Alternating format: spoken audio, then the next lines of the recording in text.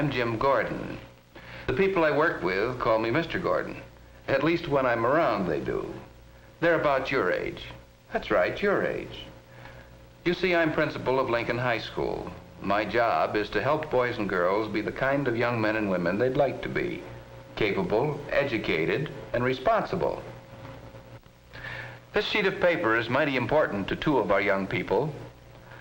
I don't know what's on it, but I do know that it could make a big difference in the lives of Hank Evans and Lloyd Smith. However, the contents of the paper would make the most difference to Hank Evans. Before I look at it, I'd like to tell you some things about Hank Evans. And I know more about him than he thinks I know. Hank Evans came to Lincoln High School from Lowell School. His older sister Vera had been one of our best students, and we were glad to have another Evans at Lincoln. It was the opening day of school, and Hank was in the midst of... Jane Cox? Here.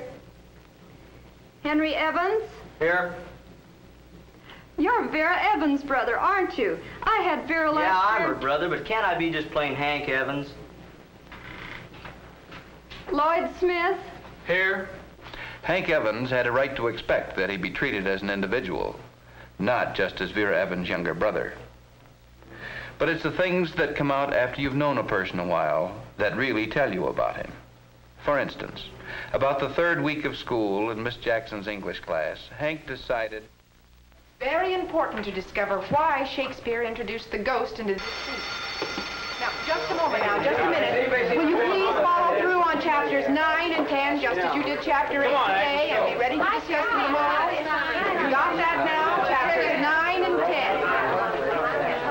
All right, we may go now. Hi, Sam. Hi, Lloyd. How's the boy? How are you? Hi, John. Wait a second, next to you. Hi, Don. How are you? Hey. Oh, why don't they let us out of class on time? I've got to go clear over to the other side of the building. I know what you mean. I got the same. Miss Jackson, I'm sorry, but I didn't get the complete assignment for tomorrow. There was so much noise in the hall. I know, and I'm sorry. It's chapters 9 and 10. Read them and be ready to discuss them tomorrow.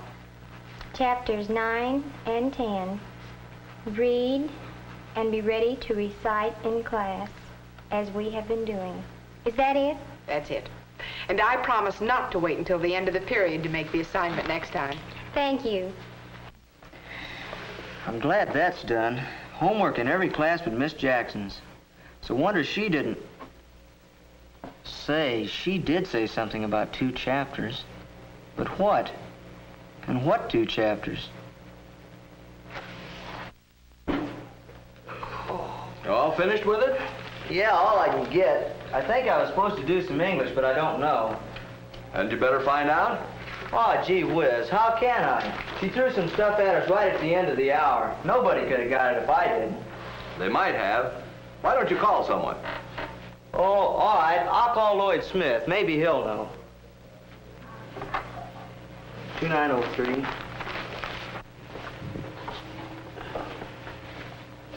Lloyd?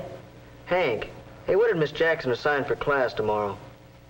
Well, she said to read chapters 9 and 10. I guess she meant so we could decide on them just as we have been doing. Anyway, that's what I'm going to study.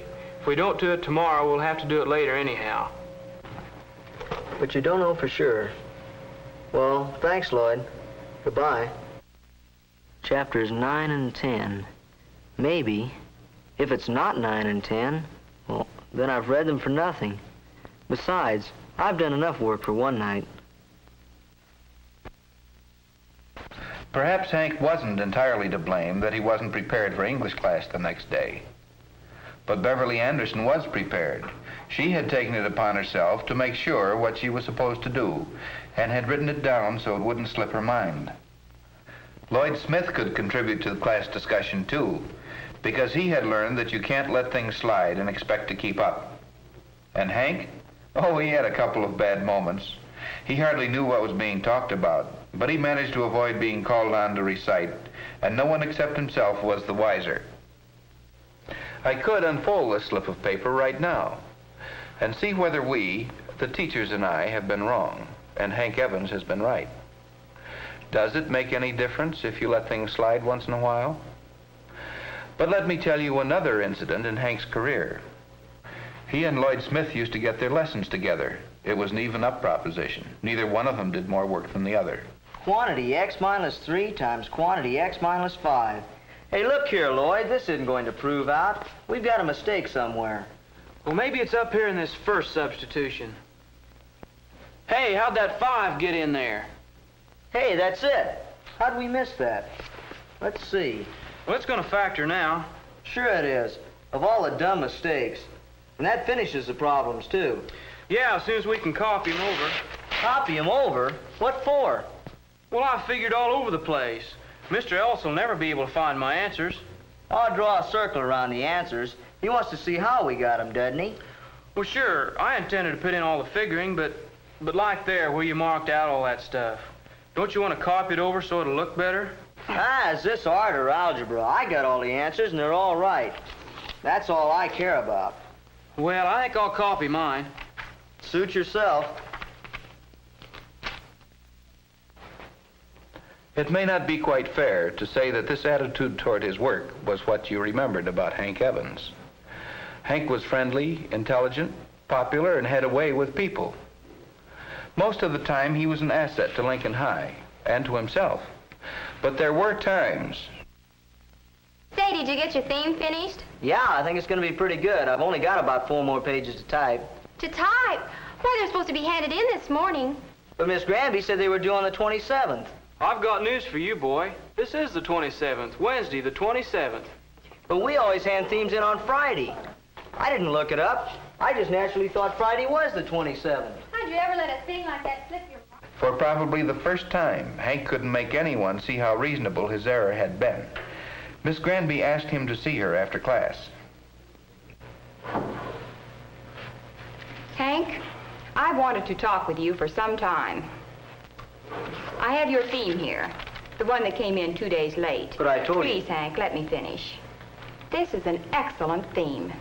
It's well written, and for once you've taken the trouble to make it neat. But it was late. Miss Granby, There's more, Hank. Not all we asked for is here. A part of the assignment was to make an outline for the theme, too. An outline? You knew you were supposed to make an outline. Why didn't you? I didn't think it was important. If I can write a good theme without making an outline, why do I have to? That's not the point. Hank, I can teach you how to punctuate and to spell and how to write themes. But more important, you must learn to face responsibility. While you're a student at Lincoln High, it's your job to know what the lesson is, how it's to be done, and when it's expected. I can't make you responsible. That you have to do for yourself. That's all, Hank. Thank you. That's appreciation for you. After all the work I went to. My responsibility, she says. I know what's the matter. My sister Vera always made straight A's, and everybody thinks I've got to be just like her. All the teachers who taught Vera will be on my neck, no matter what I do. Well, maybe Hank Evans did get something from that talk, because after that he took special pains to find out the what, when, and how in Miss Granby's classes. But people don't change completely as a result of one conversation over one assignment. Often it takes something big to convince a fellow he's on the wrong track and really needs to mend his ways. Maybe this is the something big for Hank Evans. What is it? Didn't I tell you?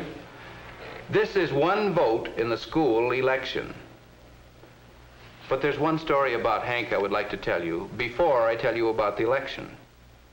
Last year, Hank Evans went out for the debate team. He and Beverly Anderson were selected for the affirmative against Wilson High. In the practice session, Hank and Beverly were pitted against Lloyd Smith and Elsie Taylor. Since our opponents have failed to establish any basis for a change, we must realize that this contention should stand as stated. Fine job, Hank. I wish I could make things sound as good as you do. Oh, it was nothing. Nothing. At least Bev doesn't think so. Well, what's the matter? Don't you like the way your partner mowed us down? Oh, sure, he's great, with his gift of gab. But all the facts are in my file box. Oh, Bev's a great one for facts. You ought to see inside that file box. It's full of resolutions and quotations. Well, all I can say is somebody's going to get wise that his arguments are nobody's opinion but his own. Me, I like to be prepared. Oh, that's a good scout. Hey, I'm rich. Come on, I'll buy you all a soda. Good Wow, deal. Let's that go. sounds good. Hank didn't make many notes or collect many facts. He didn't think it was worth doing. And the idea that he wasn't doing his share didn't even occur to him. Not until the debate tournament got underway. Then, not being sure of his facts and faced by students from Wilson who knew their facts, Hank began to suffer from a strange, terrible malady, stage fright.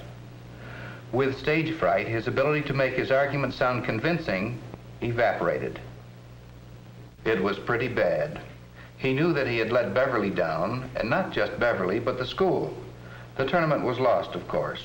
Lincoln lost because of Hank Evans, the guy who could have prepared himself, but didn't.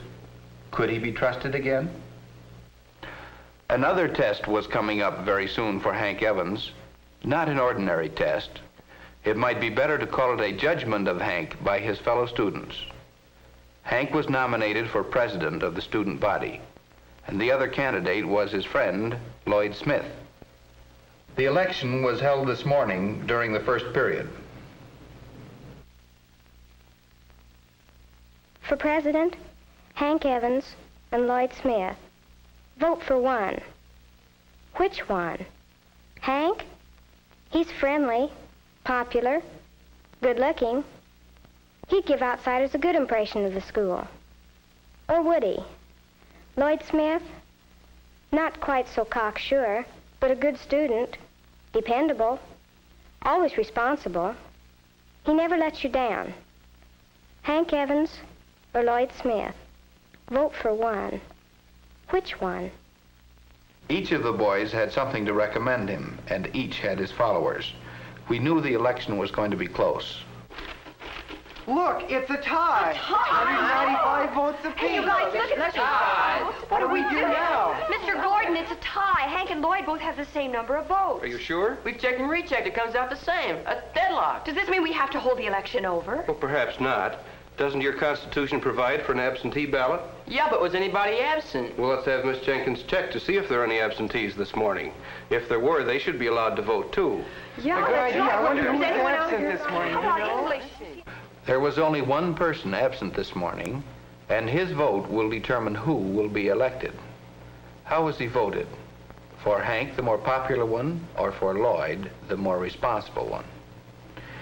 Here it is, the one vote that decides the election. Is it for Hank or for Lloyd? How would you vote? Why?